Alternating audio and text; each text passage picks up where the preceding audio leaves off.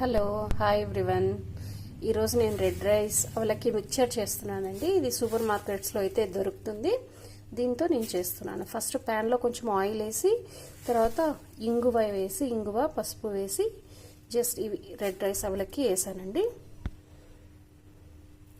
Salt వేస్తున్నానండి.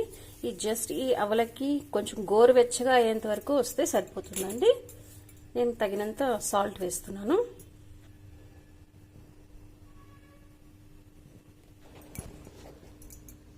ఇలా అయితే వేయించేసానండి. రెడ్ రైస్ అవలకి చూడండి, ఇలా అయితే వేయించేసాను.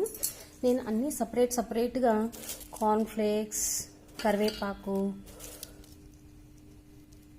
వెల్లుల్లి, చిల్లీస్,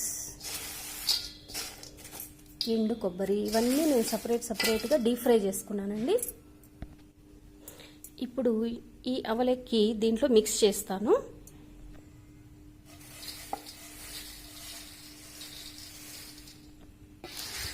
ఇప్పుడు ఇవన్నీ మిక్స్ చేసేస్తున్నాను.